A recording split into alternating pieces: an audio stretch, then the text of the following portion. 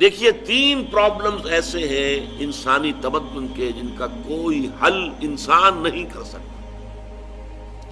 سب سے پہلا مسئلہ اور سب سے پرانا مسئلہ، ابدی مسئلہ ہمیشہ سے ہے جب سے انسان ہے، عورت اور مرد کے حقوق و اختیارات میں کیا تقسیم ہونی چاہیے۔ آپ کو معلوم ہے افراط و تفریط، یا تو عورت کو ملکیت بنا دیا گیا، جیسے بھیڑ بکری جو ہے آپ کے کھوٹے سے باندھ رکھی ہے، ایسے ایک عورت بھی باندھی ہوئی ہے، وہ آپ کی ملکیت ہے، اس کے کوئی حقوق نہیں ہے، اس کا کوئی لیگل سٹیٹس نہیں، اس کا کوئی تشخص نہیں، کوئی ہے ہی نہیں۔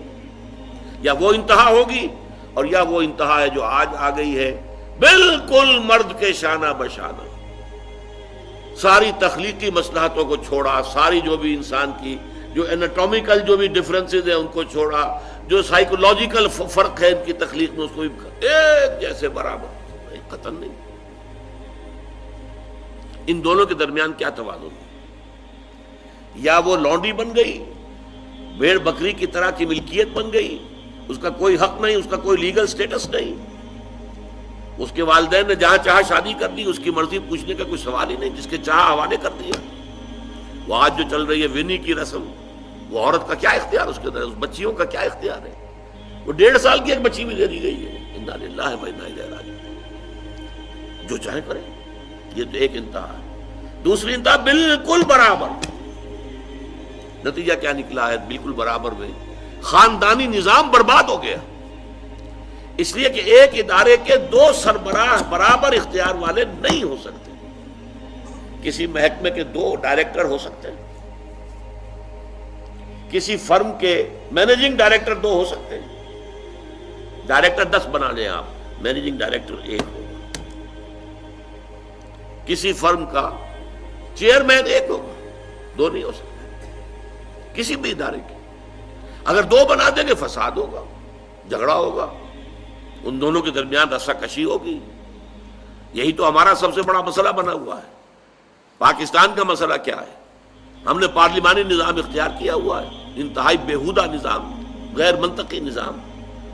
آپ نے 2 بڑی بڑی سیٹس کریٹ کر دی، ایک ہیڈ آف دی اسٹیٹ ہے، ایک ہیڈ آف دی گورنمنٹ ہے۔ اب ان دونوں کے درمیان حقوق اور فرائض اور اختیارات کا کیا تقسیم ہوگی؟ ہو ہی نہیں سکتی۔ یا سارا کچھ صدر کے پاس جائے گا اور وزیر اعظم جو ہے وہ جونیجو کی مانند وزیر اعظم بن جائے گا، یا سارا کچھ وزیر اعظم کے ہاتھ میں ہوگا اور صدر جو ہے چودھری فضل الہی بن جائے گا، کہ جس کو وہاں ان کی دیواروں پر لکھا گیا تھا رہا کرو انہیں، چودھری فضل الہی کو رہا کرو، یہی ہوگا۔ تو ایک گھر کے 2 جو ہیں 2 سربراہ نہیں ہو سکتے، خاندانی ادارہ تباہ ہو چکا ہے۔ اور جیسے کہ یہ آپ کو کہاوت ہے کہ جس بلی کی دم کٹ جائے وہ چاہتی ہے کہ تمام بلیوں کی دمیں کٹ جائیں۔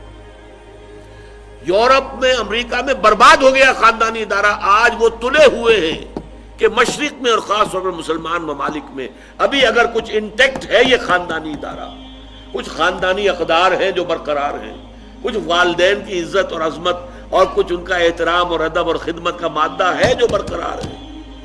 چاہتے ہیں کہ ختم ہو جائے، تباہ و برباد ہو جائے۔ والدین بوڑھے ہو گئے تو پھینکو ان کو اولڈ ایج ہاؤسز کے اندر، اولڈ ہاؤسز میں، گھر میں کائے کو رکھنا ہے؟ نوجوان جوڑا ہے، اس کے خامخواہ ان کی خواہشات اور ان کے معمولات میں بیچ میں آڑے آنا۔ بوڑھی ماں جو ہے بولے بغیر رہے گی نہیں، دنگا فساد ہوگا تو رکھو اس کو وہاں پر اولڈ ہاؤس کے اندر، اللہ اللہ خیر سمجھ۔ یہ ہے اصل میں مسئلہ۔ اب عورت اور مرد کے درمیان کیا توازن ہو، انسان نہیں سوچ سکتا۔ دیکھیے انسان یا مرد ہوگا یا عورت ہوگی۔ مرد سوچے گا تو وہ اپنے اعتبار سے سوچے گا، عورت کی نفسیات کیا ہے، عورت کے احساسات کیا ہیں، اس کو کیا پتا ہے۔ عورت سوچے گی تو اپنے اعتبار سے سوچے گی، مرد کے احساسات کیا ہوتے ہیں، مرد کی نفسیات کیا ہوتی ہے، اسے کیا پتا ہے۔ لہذا یا ادھر کا ہوگا یا ادھر کا معاملہ ہوگا۔ ایک ہی ذات دے سکتی ہے آپ کو نظام، جو مرد کی بھی خالق ہے عورت کی بھی خالق ہے، اسی نے بنایا دونوں کو، اور دونوں ہی اس کے لیے اولاد کے مانند ہیں۔ یہ حدیث نبوی کا ترجمہ کر کے بتا رہا ہوں آپ کو۔ حضور نے فرمایا الخلق عیال اللہ، یہ خلق جو ہے مخلوق ہے، یہ اللہ کے کلبے کے مانند ہے۔ تو مرد بھی اللہ کے اس کنبے میں شامل ہے، عورتیں بھی شامل ہے. اس نے نظام دیا، شادی بیاہ کے یہ قوانین ہونے چاہیے، طلاق وغیرہ کا یہ مسئلہ ہونا چاہیے. یہ سارا ضابطہ جو دیا ہے وہ اس لیے دیا ہے کہ یہ انسان اپنے ذہن سے نہیں سوچ سکتا. آج تباہی آ گئی ہے مغرب کے اندر، شادی کرنا ہی نہیں چاہتے. We are living together. شادی کریں گے تو نتیجہ پتہ ہے کیا نکلتا ہے؟ آپ نے اپنی بیوی کو طلاق دی، سب سے پہلے تو یہ کہ آدھی پوری آپ کی جو ملکیت ہے اس کا آدھا حصہ دے دیے اسے. نمبر 2، گھر اگر آپ کا اپنا ہے تو اس میں بیوی رہے گی، آپ نکل جائیے یہاں سے. کوئی مرد اس کو قبول کرنے کو تیار نہیں تو وہ شادی کرتا ہی نہیں. اور عورت کی ضرورت ہے، لہذا عورت بغیر شادی کیے بھی اس کے ساتھ رہتی ہے، بچے پیدا کرتی ہے. بٹ وداؤٹ میرج، جو بچے پیدا ہو رہے ہیں حرامی بچے. تو پچھلے سال صدر کلنٹن نے کیا کہا تھا؟ اس کا جو اپنا خطاب تھا نیو ایئرز ڈے کا، وہ خطاب کیا تھا؟ ان قریب ہماری قوم، امریکن قوم کی اکثریت حرام زادوں پر مشتمل ہوگی. یہ حرام زادہ ترجمہ کیا ہے میں نے، بورن وداؤٹ ویڈ لاک، شادی کے بندھن کے بغیر پیدا ہونے والے. خود ہی کو ہم حرامی کہتے ہیں، حرام زادے کہتے ہیں، اور کس کو کہتے ہیں؟ اچھا، دوسرا مسئلہ، پہلا مسئلہ تو یہی ہے، پرانا بہت ہے، قدیم ہے. دوسرا مسئلہ، ایک ریاست ہے، ایک نظام ہے، اس کے کچھ اختیارات اور حقوق ہونے چاہیے. ایک عوام ہے، ان کے کچھ اختیارات ہونے چاہیے. عوام چاہیں گے زیادہ سے زیادہ آزادی ہمیں ملے، ریاست چاہے گی زیادہ سے زیادہ اختیار ہمارے ہاتھ میں ہو. اب جو کچھ ہو رہا ہے ترمیمات کے ضمن میں، کیا ہو رہا ہے؟ ایک طرف جو ہے مشرف صاحب چاہتے ہیں زیادہ سے زیادہ اور طویل سے طویل میرا دور اقتدار ہو اور اختیارات جو ہے میرے ہاتھ میں آ جائے، گھنٹہ گھر بن جاؤں میں فیصلہ بات کروں. ساری کوشش ان کی ہے. اور یہ ARD وغیرہ کیا کر رہی ہے؟ نہیں، حقوق عوام کے ہاتھ میں آنے چاہیے. اب اس میں بھی توازن کیا ہو؟ یا ٹوٹلیٹیرین سٹیٹ وجود میں آ جاتی ہے جو رشیا میں تھی، USSR میں تھی، عوام کے کوئی حقوق نہیں، no freedom of speech, no freedom of association. نہ تم اپنے خیالات کا اظہار کر سکتے ہو، نہ تم کو جماعت بنا سکتے ہو. یہ نظام تھا. کام کرو، ویجز لو، بس اللہ اللہ خیر اللہ. حیوانوں کی طرح پر کہ صرف راتب دے دیا جائے گا، باقی تمہیں کوئی تمہاری ایکسپریشن، کوئی اپنے خیالات کا اظہار، کوئی فریڈم آف ایسوسیشن نہیں. امریکہ دوسری انتہا پر، مادر پدر آزاد. 2 مرد شادی کرنا چاہتے کر لیں، ایک مرد بیوی ہو جائے گا اور ایک مرد شوہر ہو جائے گا. لیگلی قانون کے نزدیک ریکگنائزڈ ہوگا. ایک آزادی کی وہ انتہا ہے. گیز، ہومو سیکشولز، وہ وہاں جلوس نکالتے ہیں، بڑے ٹھاٹ سے نعرے لگاتے ہوئے گزرتے ہیں.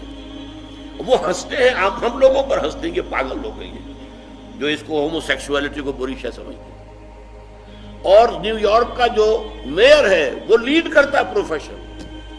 کیوں کرتا ہے؟ اسے اگلا بھی الیکشن لڑنا ہے اور گیز کے ووٹس بہت ہیں. اس سے اندازہ کیجئے کہ کتنی پرسنٹیج وہاں گیز کی ہو چکی ہے، ہومو سیکشولز. یہاں تک کہ طے کر دیا گیا ہے مذہبی میدان میں بھی گیز کو اجازت ہے، وہ پادری بن سکتے ہیں. گیز ہیں، ہومو سیکشولز ہیں. فطرت کے خلاف کام، کیا وہ آزادی ہے؟ تو کہاں ہے بیلنس؟ انسانی ذہن کے لیے ناممکن ہے اس بیلنس کا تلاش کرنا. نمبر 3، سرمایہ اور محنت. پروڈکشن جو بھی ہوتی ہے 2 چیزوں سے ہوگی.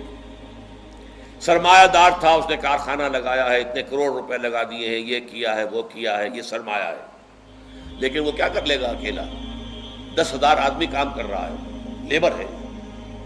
اب جو کچھ بھی بن رہا ہے، جو پروڈکٹ بن رہا ہے اور جو اس سے آمدنی ہو رہی ہے، اس میں دونوں کے حصہ ہے، لیبر کا بھی حصہ ہے اور سرمایہ کا بھی حصہ ہے. لیکن منافع میں کتنا حصہ سرمایہ کا ہوگا، کتنا لیبر کا ہوگا، کون طے کرے گا؟ یا تو سرمایہ داری بن جائے گی، سب میں تو آپ کو 10 روپے دے سکتا ہوں ڈیلی ویج، منظور ہے تو کام کیجئے ورنہ چاہیے دفع ہو جائے. اور بہت سے آپ کے بھائی موجود ہیں جو 10 روپے پر کام کرنے کے لیے تیار ہو جائیں گے. ساری دولت سمٹ کر جا رہی ہے کارخانے دار کے ہاتھ میں۔ کیپٹلزم جو کیپٹل ہے، جو سرمایہ ہے، اصل جو ہے دولت اسی کی طرف، روپے کو روپیہ کھینچتا ہے، پیسے کو پیسہ کھینچتا ہے۔ لہذا امریکہ میں آپ کو ایسے لوگ مل جائیں گے جنہیں اپنی دولت کا اندازہ نہیں ہے کہ کتنی دولت ان کے پاس ہے، بلینز آف ڈالر کا ایک ایک چیک لکھ سکتے ہیں، اور یہودی ہے وہ۔ دوسری طرف امریکہ میں آپ کو گھیٹوز مل جائیں گے، گھیٹوز، اور ایک ہی جزیرہ ہے مینہٹن، کوئی 11 میل لمبا ہے، چوڑائی کہیں 2-3 میل ہے، کہیں ذرا زیادہ ہے۔ اس کے ساؤتھ میں جہاں یہ 2 بڑے بلڈنگیں کھڑی تھی جو گرائی ہیں، جو بھی تھے دہشت گرد، یہاں پر یہ اس کا ریچسٹ حصہ ہے، پوری دنیا کی دولت یہاں جمع ہے، سارے بینک وہاں ہیں۔ اور اسی جزیرے کے شمالی علاقے کے اندر گھیٹوز ہیں، افرو امریکنز، کالے امریکی، یوں سمجھیے کہ سب ہیومن لیول پر رہ رہے ہیں، حیوانوں کی طرح زندگی گزار رہے ہیں۔ یہ ڈسپیرٹی نظر آ جائے گا تو اب عدل و انصاف کی کیا شکل ہو؟ یا وہ ہے جو رشیا میں اور USSR میں تھا، یا یہ ہے جو امریکہ میں اور اس کے الائز کے اندر ہے۔ یہ ہے وہ مسئلہ جہاں انسان ہاتھ جوڑ کر، گھٹنے ٹیک کر اللہ سے دعا کرنے پر مجبور ہے، اے اللہ تو نے مجھے فطرت سلیمہ بخشی، اے اللہ تو نے مجھے عقل سلیم سے نوازا، اے اللہ میں نے تجھے پہچان لیا کہ کل شکر اور کل ثنا کا مستحق تو ہی ہے، اے اللہ میں نے تجھے پہچان لیا کہ تو تمام جہانوں کا پروردگار اور مالک ہے، اے اللہ میں نے تجھے پہچان لیا جزا و سزا کے دن کا مالک و مختار مطلق تو ہے، اے اللہ میں نے طے کر لیا ہے تیری ہی بندگی کرتا ہوں اور کروں گا، اور تو ہی سے مدد چاہتا رہوں گا، لیکن اے اللہ میں مجبور ہوں، میری عقل جو ہے میرا ساتھ نہیں دیتی، کروں کیا، چلوں کس راستے پر، کون سے راستے پر؟